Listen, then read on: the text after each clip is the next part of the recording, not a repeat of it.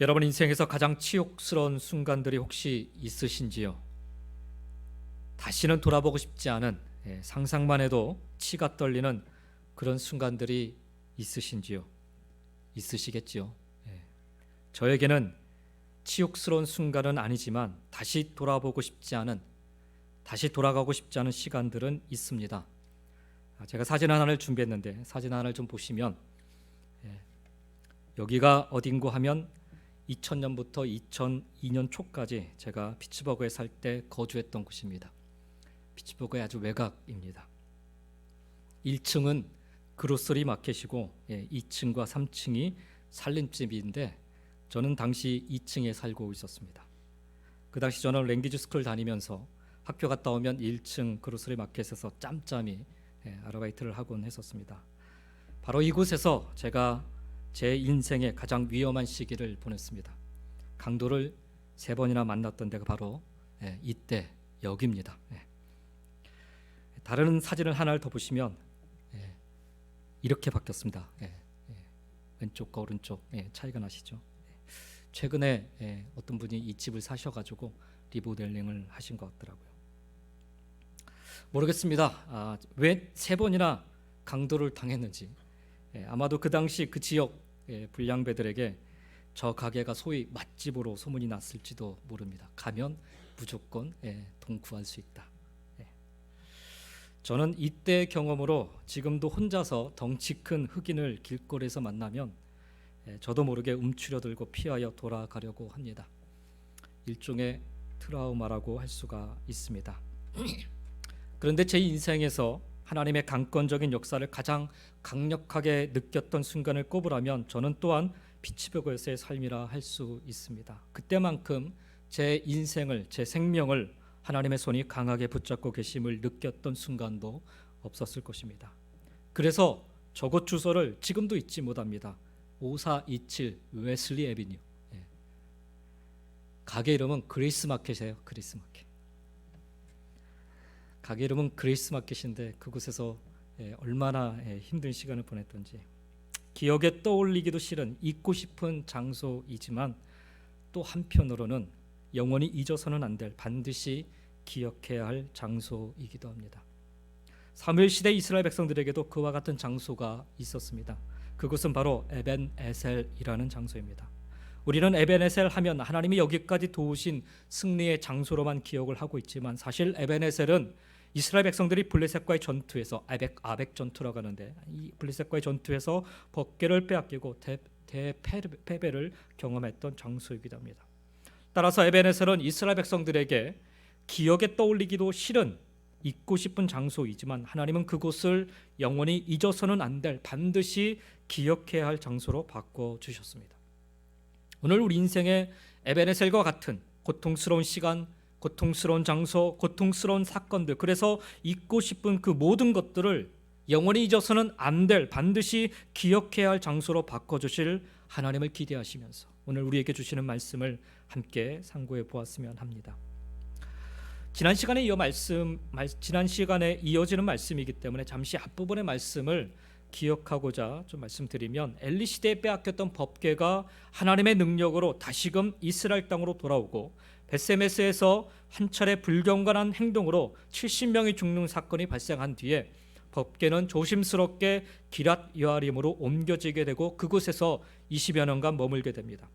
그리고 그 20여 년 시간이 지나면서 비로소 이스라엘 백성들의 마음이 하나님께로 향하게 됩니다. 그러나 잃어버린 법궤를 찾았음에도 불구하고 그리고 그들의 마음이 하나님을 향하고 있음에도 불구하고 이스라엘 백성들은 여전히 우상을 버리지 못한 채 살아가고 있었습니다. 그리고 여전히 블레셋의 약탈과 침공 등 고난으로부터 벗어나지 못하고 있었습니다. 바로 그러한 때 마지막 사사였던 사무엘을 하나님이 뒤로 사용하시어서 이스라엘 백성들을 미스바에 모이게 하신 뒤에 그들로 하여금 회개케 하시며 여호와 하나님에 대한 신앙을 다시금 회복케 하여 주십니다. 그들은 미스바에 모여 제단을 쌓고 물을 길어서 그 제단에 붓고 종일 금식하며 하나님께 회개하며 예배를 드립니다. 일종의 미스바 부흥회가 열린 셈입니다. 대적들의 침략으로 잠깐 하나님을 찾던 일들은 수시로 있었지만 이번에는 좀 다른 양상, 즉 회개와 영적 부흥의 역사가 이스라엘 백성들 가운데 일어나게 된 것입니다. 그러면 이제부터는 뭔가 다른 일들이 일어나야 마땅할 터인데, 예를 들면 그들이 회개하고 영적으로 각성하며 신앙을 회복하였으니 하나님의 축복의 역사가 그들 삶 속에 펼쳐져야 할 터인데, 막상 미스바 부흥회가 열려 뜨거워지고 나니 블레셋 군대가 다시 쳐들어오고야 만 것입니다. 블레셋 군대가 물러간 게 아니라 미스바 부흥회가 아직 끝나지도 않았는데 뜨거움의 열기가 채 사라지기도 전에 강력한 대적 블레셋이 눈앞에 떡하니 버티고 있는 현실이 발생한 것입니다. 하나님을 열심히 믿고자 한 일인데, 하나님만 바라보며 납작 엎드렸는데 직면한 현실은 피말리는 고통과 죽음의 그런 위협, 이런 것들이 찾아온 것입니다. 작정하고 하나님 앞에 나와 회개하고 새롭게 하려는데 만사가 잘 되는 것이 아니라 오히려 위기가 찾아온 것입니다. 그 내용이 7절이에요. 7절 말씀을 다시 한번 보시면, 이스라엘 자손이 미스바에 모였다 함을 블레셋 사람들이 듣고 그들의 방백들이 이스라엘을 치러 온지라. 이스라엘 자손들이 듣고서 블레셋 사람들을 두려워하여라고 말씀하고 있습니다. 블레셋 사람들은 이스라엘이 미스바에 모였다라는 소식을 듣고 이스라엘이 전쟁 준비를 한다 여겼던 것입니다. 고대 사회에서 대규모의 집단적인 모임은 대개 전쟁을 위한 것들이었습니다. 그렇기 때문에 블레셋 군대가 이스라엘 백성들을 치러 모인 것입니다. 또 사실 이스라엘이 여호와의 신앙으로 무장하는 것이 그들에게는 위협이 되는 것이기도 하였을 것입니다. 그런데 이런 일이 영적 세계에서도 일어나고 있는 것입니다. 즉 하나님을 대적하는 자들은 하나님의 자녀들이 하나님의 신앙으로 새롭게 무장하는 그런 모습들, 그런 행동들을 가만히 놔두지 않습니다. 그들은 성도들을 공격하고 위협함으로써 성도들로 하여금 신앙에 관해서 야, 괜히 믿었나? 이런 회의를 들게 하고 신앙의 그런 그 바른 모습에서 돌아서게 만드는 것입니다. 하지만 이러한 일들이 일어날 때마다 마냥 두려워만 할 것이 아님은 대적의 공격이 오히려 그 대적들이 위협을 느끼고 그들이 두려움을 느끼고 있다라는 반증이 되기 때문에 그렇습니다. 그만큼 성도들의 영적인 회복과 재무장은 사단을 비롯한 악한 세력에게 두려움을 주기에 충분한 것입니다. 사단은 우리가 돈을 많이 번다고 두려워하지 않습니다. 또 우리가 세상 권력을 쥔다고 사단은 두려워하지 않습니다. 사단은 많은 지식을 우리가 얻는다 해도 눈 하나 깜짝하지 않습니다. 그러나 우리가 지난 죄를 회개하고 신앙을 새롭게 할 때 그것은 그들에게 가장 큰 위협과 두려움이 됩니다. 그래서 이전에 죄악된 상태로 돌려놓기 위해 위협하는 것입니다. 따라서 우리가 사단의 위협 앞에 두려워할 이유는 하나도 없음을 기억하시기 바랍니다. 오늘 본문에서 보면 이스라엘 자손들은 블레셋이 쳐들어오자 잠시 마음이 흔들립니다. 그러나 다른 때 같으면 이 흔들리는 마음 때문에 법궤를 찾고 또 인간적인 방법을 강구할 텐데, 이날에 미스바에 모인 백성들은 조금 다른 모습을 보이고 있습니다. 8절 말씀을 보시기 바랍니다. 이스라엘 자손이 사무엘에게 이르되 당신은 우리를 위하여 우리 하나님 여호와께 쉬지 말고 부르짖어 우리를 블레셋 사람들의 손에서 구원하시게 하소서라고 부탁을 합니다.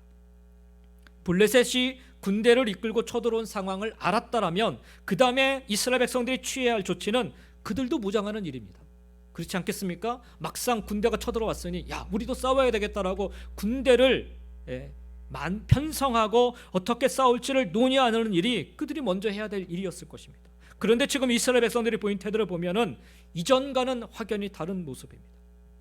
여기에서 더 이상 그들의 관심이 그들 자신의 힘에 있지 않았다라는 사실에 좀 주목하시기 바랍니다. 그들은 블레셋 사람들을 두려워했고 목숨을 잃지 않을까 겁을 냈지만 과거의 모습처럼 보호를 받기 위해서 언약궤를 향해, 법궤를 향해 달려가지 않았습니다. 법궤를 모시러 오려 하지 않습니다. 자신들을 보호하기 위해 스스로 군대를 소집하지도 않았습니다. 오히려 그들은 여호와를 향해 돌아서서 하나님께 간구합니다. 옛날 같으면 당신의 하나님께 기도 좀 해주십시오 이렇게 얘기했을 텐데 우리의 하나님께 기도해달라고 부탁해요. 이것이 바로 그들 가운데 하나님의 역사하고 계심을 보여주는 증거였던 것입니다. 그들이 이같이 굳건하게 서 있을 수 있었던 이유가 한 가지가 더 있습니다.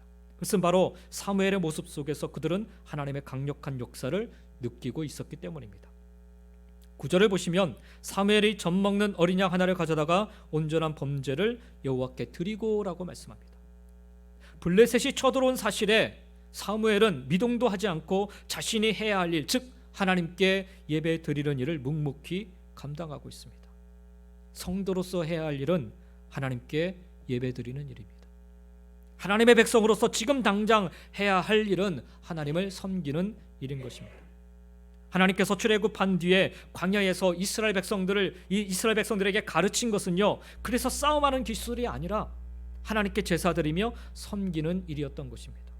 하나님을 어떻게 섬기는 것이 바른 것인가, 그래서 말씀을 그들에게 가르쳐 주셨던 것입니다. 가나안 땅에 들어가 그들이 정작 부딪혀야 했던 일은 물론 가나안 족속과 싸워 그 땅을 차지하는 일이었지만, 그래서 사실 광야 40년 기간 동안에 그들을 최정의 군대로 만드셨다라면 아주 수월하게 가나안 땅을 정복하고도 남았을 터인데, 그러나 하나님은 그들에게 전쟁 기술이나 전쟁 전략을 가르치지 않으시고 오히려 하나님 경외함을 가르치셨습니다. 싸워야 할 전쟁은 우리의 손에 있지 않냐고 하나님의 손에 있기 때문입니다. 전쟁의 승패는 우리의 공로가 아니라 하나님의 능력 안에 놓여 있기 때문입니다. 훗날 이 사실을 정확히 깨달은 다윗은요, 그래서 거인 골리앗을 무너뜨릴 때 이렇게 고백하고 있는 것입니다. 다윗이 블레셋 사람에게 이르되 너는 칼과 창과 단창으로 내게 나아오거니와 나는 만군의 여호와의 이름 곧 네가 모욕하는 이스라엘 군대의 하나님의 이름으로 내게 나아가노라. 여호와의 구원하심이 칼과 창에 있지 아니함을 이 무리에게 알게 하리라. 전쟁은 여호와께 속한 것인즉 그가 너희를 우리 손에 넘기시리라. 다윗이 고백한 고백입니다. 그렇습니다. 우리가 싸워야 할 모든 싸움은 우리 힘으로는 싸워 승리할 재간이 없습니다. 그래서 믿음의 성도인 우리들은 이 순간 오로지 하나님 바라보며 하나님을 섬기는 자리에 더욱 굳게 서 있어야 하는 것입니다. 근대 선교의 아버지라 불리는 허디슨 테일러 선교사님이 중국 선교사로 일을 하며 깨달은 사실 하나를 이렇게 고백합니다. 그분은 원래 미국에서 파송받았을 때 해안가에서 사람들이 많은, 그리고 생활하기 아주 좋은 곳에서 사역을 시작을 하셨어요. 그런데 그곳에서 사역하면서 아무런 열매를 맺지 못하고 있는 거예요. 본국에서 날라오는 그런 선교비요 이런 것들만 그냥 눈이 빠지게 기다리고 있는 거예요. 아무런 열매도 없고 아무런 일도 일어나지 않으니까 내가 왜 선교하러 왔을까, 이런 회의가 그에게 일어나요. 그러다가 하나님께 기도하면서 그런 사실을 깨달아요. 우리가 일하면 우리가 일하는 것이지만 우리가 기도하면 하나님이 일하신다 라는 사실을 깨닫고 그는 본국에서 오는 모든 선교 지원금을 다 끊어버리고 그냥 혼자 호롤단신 중국 깊숙한 곳으로 들어갑니다. 그리고 그곳에서 내지 선교회라는 그 선교단체를 스스로 만들어요. 그리고 자급자족하면서 선교 사역을 감당합니다. 그리고 많은 후배 선교사들에게 그렇게 가르친 거예요. 중국으로 들어오는 많은 후배 선교사들, 우리가 일하면 우리가 일하는 거지만, 그래서 아무런 열매도 맺지 못하지만 우리가 기도하면 하나님이 비로소 일하신다, 이 사실을 계속 가르쳤어요. 그리고 그가 스스로 그렇게 일을 하였던 것입니다. 이 성경적 진리를 붙잡고 그날에 이스라엘 백성들은 사무엘 선지자에게 당신은 우리를 위하여 우리 하나님 여호와께 쉬지 말고 부르짖어 우리를 블레셋 사람들의 손에서 구원하시게 하소서라고 요청드렸던 것입니다. 이에 어린 양을 잡아 여호와께 번제를 드린 사무엘이 이스라엘 백성을 위해 부르짖자 하나님께서 그의 기도에 즉각적으로 응답하십니다. 그가 하나님께 기도하고 번제를 드리는 동안에 블레셋 사람들이 이스라엘과 싸우기 위해 다가오자 하나님은 블레셋 사람들을 향해 큰 우레를 발하셨습니다. 그것으로 인해서 블레셋 사람들이 두려워하면서 우레소리로 인해서 큰 혼란에 빠지자, 그래서 서로가 막 자충우돌하면서 막 정신없자 이스라엘 백성들이 그들을 공격해서 다 몰살시키고야 맙니다. 그것이 오늘 10절과 11절에 나온 내용입니다. 여러분, 우리 하나님이 모든 전쟁을 주관하셔서 궁극적으로 우리에게 위대한 승리를 허락해 주시는 줄 믿습니다. 성경적 진리, 하나님께서 너희는 가만히 있어 내가 어떻게 하는 것을 지켜보라 말씀하고 계시고, 여러분 개인의 문제나 가정의 문제나 생활의 문제나 직장의 문제나 사업의 문제나 우리 교회 모든 문제를 우리 주님이 책임져 주신다라는 사실을 꼭 기억하시기 바랍니다. 절대로 여러분이 힘들다고 어렵다고 포기하지 마시기 바랍니다. 뒤로 물러가지도 마시고 주저앉지도 마시기 바랍니다. 하나님이 함께 하십니다. 주님이 도와주십니다. 주님께서 우리에게 승리를 허락해 주십니다. 우리가 할 것은 회개하고 부르짖는 거예요. 회개하고. 예레미야서 33장 3절에 보니까 너는 내게 부르짖으라 말씀하잖아요. 내가 네게 응답하겠고 네가 알지 못하는 크고 은밀한 일을 네게 보이리라. 하나님의 약속이십니다. 시편 91편 15절에도 그가 내게 간구하리니 내가 그에게 응답하리라. 그들이 환난 당할 때 내가 그와 함께하여 그를 건지고 영화롭게 하리라. 하나님 말씀하십니다. 여러분, 고난을 통하여 우리가 깨어지고 우리가 낮아지고 고난을 통하여 우리가 주님 앞에 변화된 모습으로 나와 회개하고 주의 도우심을 간구하면 주님께서 그 모든 문제를 친히 다루어 주시는 줄 믿습니다. 그리고 주님 손이 닿으면 놀라운 승리로 축복으로 기적으로 바뀌게 되는 줄 믿습니다. 그렇습니다. 이달의 이스라엘 백성들이 이 에베네셀에서 기억해야 될 것은 바로 하나님의 응답하심입니다. 하나님은 그때나 지금이나 동일하게 응답하여 주시는 하나님이십니다. 이제부터 우리의 간구에 우리의 기도에 신실하게 응답하시는 하나님이심을 기억하시면서 여러분의 에베네셀에서 경험하시기를, 고백하시기를 주의 이름으로 간절히 축원드립니다. 첫 번째로 에베네셀의 하나님은 응답하시는 하나님이에요. 우리가 그것을 기억해야 됩니다. 두 번째로 에베네셀의 하나님은 여기까지 도우신 하나님이십니다. 우리는 에베네셀을 통하여 여기까지 도우시는 하나님을 기억할 수 있어야 합니다. 이스라엘 백성들이 그 전쟁에 승리한 다음에 하나님은 하나님의 은혜로 놀라운 기적을 체험하고 승리를 얻은 후에 사무엘은 이것을 감사하여서 돌을 세우고 백성들 앞에서 에베네셀 하나님을 찬양했습니다. 에베네셀의 뜻은 하나님께서 여기까지 우리를 도우셨다입니다. 12절 말씀해 보니까 사무엘이 돌을 취하여 미스바와 센 사이에 세워 이르되 여호와께서 여기까지 우리를 도우셨다 이렇게 선언하고 고백하고 찬양하고 그 이름을 에베네셀이라 부르게 됩니다. 에베네셀이라는 말의 원래 뜻은 도움의 돌이라고 하는 것입니다. 돌을 세웠을 때 도움의 돌이다. 이 도움의 돌을 세운 이 자리가 어디인고 하고 보니 미스바가 아닙니다. 미스바. 분명 지금 전쟁은 미스바에서 시작되었는데 그리고 그 전쟁은 미스바에서 승리를 얻었는데 미스바에 이 돌을 세우지 않습니다. 승리의 기념비를 세운 것이 오늘 말씀해 보니까 미스바와 센 사이라고 합니다. 바로 이곳이 어디인가 하면 20여 년 전에 블레셋과 싸워서 완전히 실패하고 완전히 패배하고 모든 것을 다 빼앗기고 절망에 처했던 바로 그 자리입니다. 사무엘상 4장에 나와 있는 그 자리입니다. 근데 회개하고 주님께 돌아 나오니까 하나님께서 그 절망의 자리, 패배의 자리, 실패의 자리를 다시 회복의 자리로, 승리의 자리로, 기적의 자리로, 축복의 자리로 바꿔 주신 것입니다.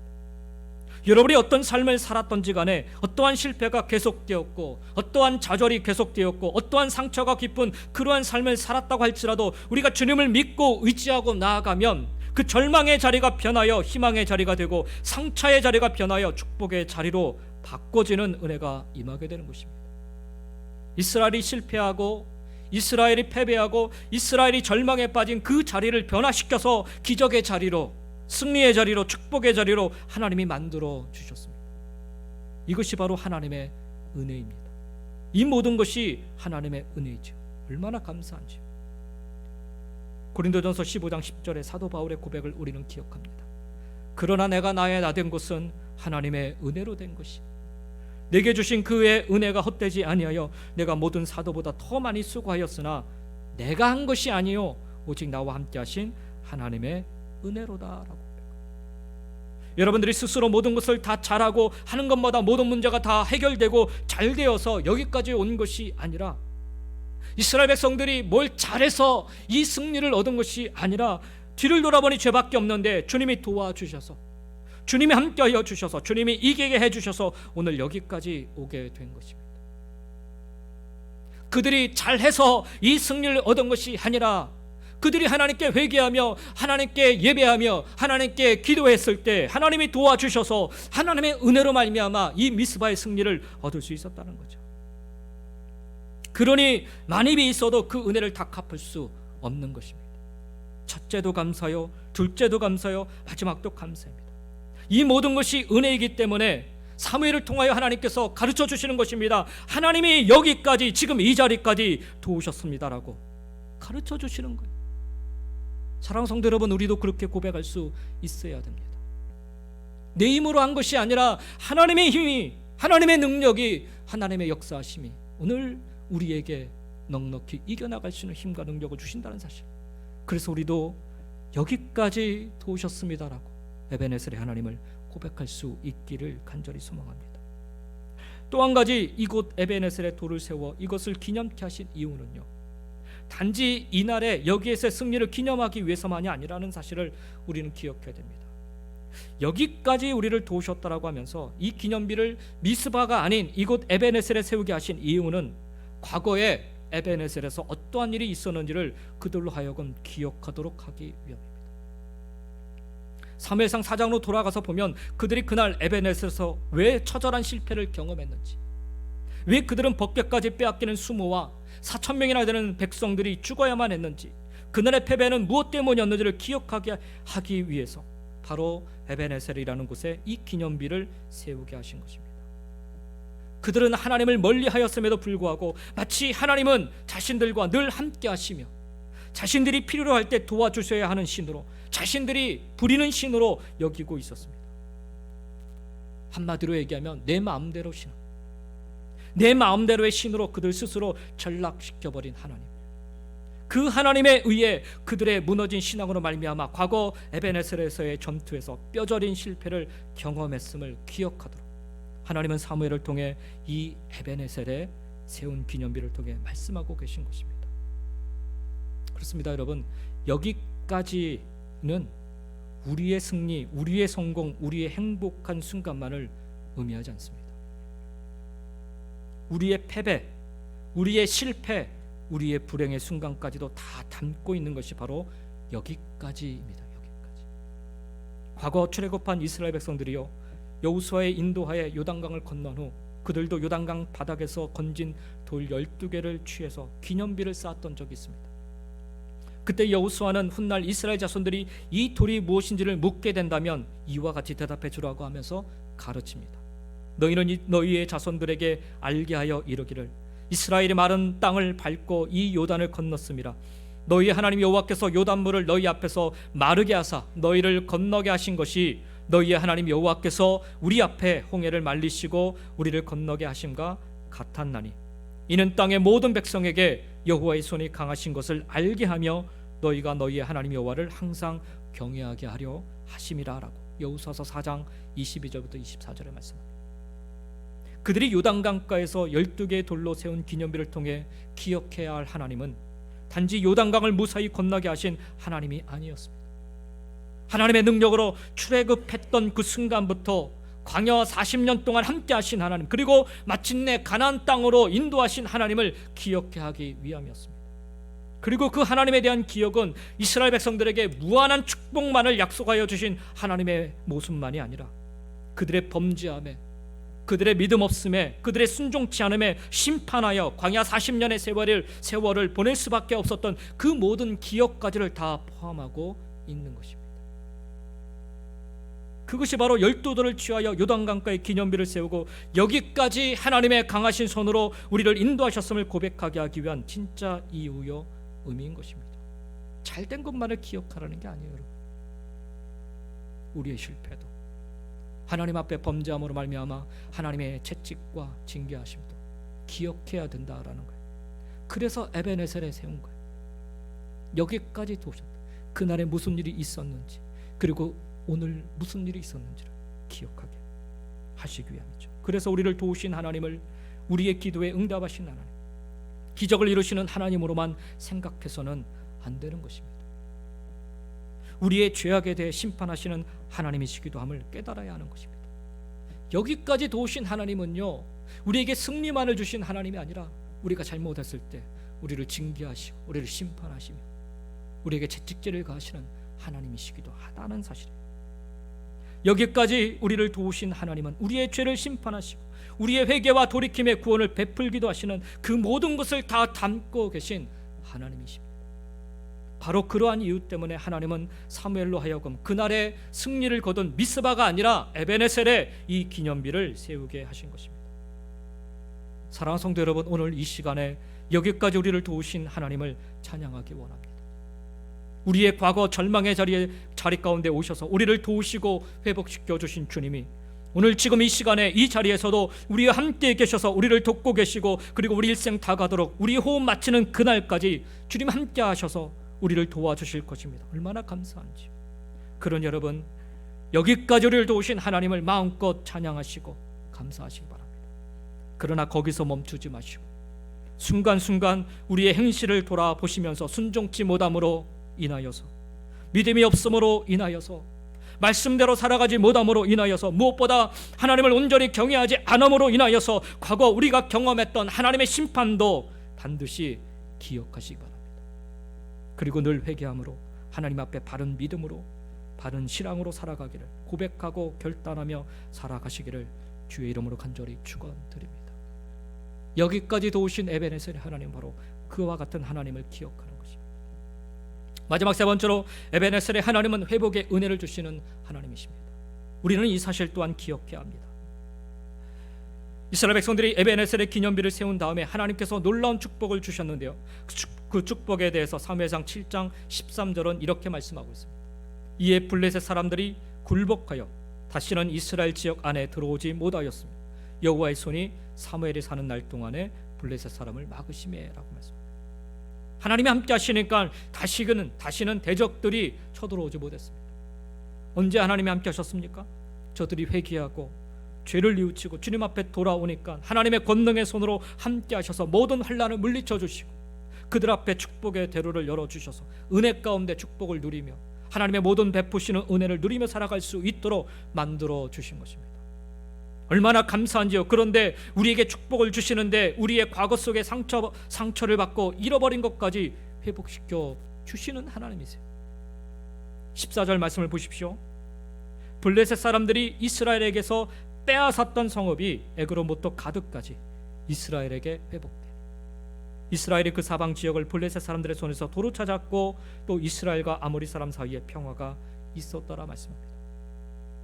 앞으로도 오실 에베네셀의 하나님이 여러분 삶 가운데도 이 같은 놀라운 회복의 은혜를 주실 줄 믿습니다. 이미 과거에 다 빼앗겨버린 땅이었지만 하나님은 그 땅까지도 다시 찾게끔 하시는 회복의 하나님이십니다. 잃어버렸던 건강도 회복시켜 주시는 하나님, 잃어버렸던 물질도 회복시켜 주시고 무엇보다 여러분의 마음에 빼앗겼던 평안을, 빼앗겼던 기쁨을 회복시켜 주셔서 마음의 기쁨이 충만하고 평안이 충만하고 감사가 충만한 삶을 살아가게 만들어 주시는 그 하나님이 바로 에베네셀의 하나님이신 것입니다. 얼마나 감사합니까? 그저 감사할 것밖에 없죠. 그런데 많은 사람들은 문제를 만나면 문제 앞에 그냥 쉽게 무너져 버립니다. 진짜 큰 문제는 마음의 절망을 못 이긴다라고 생각하는 거예요. 그래서 자포자기하고 인생을, 자기가 그 귀한 인생을 포기해서 생명을 끊기까지 합니다. 스스로. 절대 우리 믿는 사람들 그래서는 안 되는 거죠. 마음의 절망을 이겨내야 됩니다. 주님께서 회복의 은혜를 주시기 때문이죠. 오늘 어떤 문제 가운데 계신지요? 어떤 절망 가운데 계신지요? 하나님께서 여러분을 회복시켜 주실 줄 믿습니다. 여기까지 도우신 하나님이 앞으로 여러분 일생 다 가도록 호흡이 닿는 그날까지 여러분을 도와 회복시켜 주실 것입니다. 여러분을 붙들어 주실 것입니다. 메울 수 없던 마음의 상처의 웅덩이를 주님께서 사랑으로 메워 주실 것입니다. 치료로 메워 주실 것이고 은혜로 채워 주실 것입니다. 그러므로 예수 믿고 하나님 자녀된 여러분들은 이제부터는 주님께서 어떻게 내 삶의 회복을 이루어 가시는가, 어떤 놀라운 은혜를 내 앞에 예비하고 계시는가, 그것을 기대하시면서 하나님 앞에서 온전한 신앙과 회개와 순종으로 믿음의 발걸음을 한 발 한 발 옮겨 나가시기를 간절히 축원드립니다. 사무엘상 7장을 시작하면서요, 법궤가 기랏 요아림의 엘리아살이라는 사람의 집에 안치되면서 비로소 이스라엘 땅이 안정을 찾아가기 시작합니다. 거룩하게 구별된 엘리아살에 의해서 언약궤가 거룩하게 지켜지게 되자 비로소 이스라엘 백성들이 하나님을 사모하게 이릅니다. 이 엘리아살이라는 사람의 이름의 뜻이 하나님의 도움이라는 뜻입니다. 그리고 에베네셀에 이르러 여기까지 우리를 도우셨음을 이스라엘 백성들이 비로소 고백하고 있습니다. 사무엘상 7장의 핵심은 하나님의 도움만이 이스라엘 백성이, 아니 우리가 살 길임을 보여주고 있는 것입니다. 하나님은 회개와 순종으로 하나님 앞에 나아가는 당신의 백성들의 간구에 오늘도 신실히 응답하시는 에베네셀의 하나님이십니다. 그 어떤 절망의 순간에도 우리를 포기하지 않으시고, 때론 우리에게 징계의 채찍을 드실지라도 우리를 사랑하사 여기까지 인도하시는 에베네셀의 하나님이십니다. 당장의 필요만, 오늘의 승리만 허락하시는 분이 아니라 우리의 모든 필요를 채우시고 우리 삶의 모든 영역을 회복해 주시는, 그 회복을 이루어 주시는, 영육 간의 강건함까지 이루어 주시는 회복의 은혜를 주시는 에베네셀의 하나님이십니다. 응답하시고 여기까지 도우시고 회복해 하시는 그 에베네셀의 하나님, 언제나 선하시고 참 좋으신 이 에베네셀의 하나님을 여러분 기억하시면서 약속하시고 준비하고 계신 응답의 역사, 도우심의 역사, 회복의 역사가, 이 에베네셀의 축복이 여러분 모든 삶 속에 간절하게 충만하게 임하기를 예수님의 이름으로 간절히 축원드립니다. 기도하겠습니다. 하나님 아버지, 위기 때마다, 절망 때마다, 고통 때마다 우리가 우왕좌왕하며 넘어질 때가 참 많습니다. 하나님, 오늘 이 말씀을 주시면 우리 삶의 현장에서 에베네셀의 기념의 피를, 그 기념의 돌을 세우라 말씀하여 주시는 줄 믿습니다. 응답하여 주시는 하나님을 기억하도록 하나님, 오늘 이 자리에서 이 기념비 에베네셀을 세우게 하여 주시옵소서.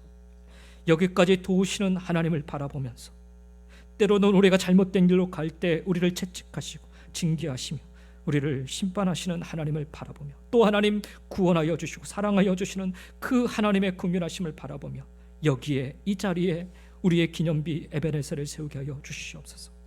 또한 우리의 모든 삶을, 잃어버렸던 모든 것들을 다시금 회복시켜 주실 하나님 바라보면서 오늘 이 자리에 에베네셀의 하나님을 기억하며 기념의 돌을 쌓게 하여 주시옵소서.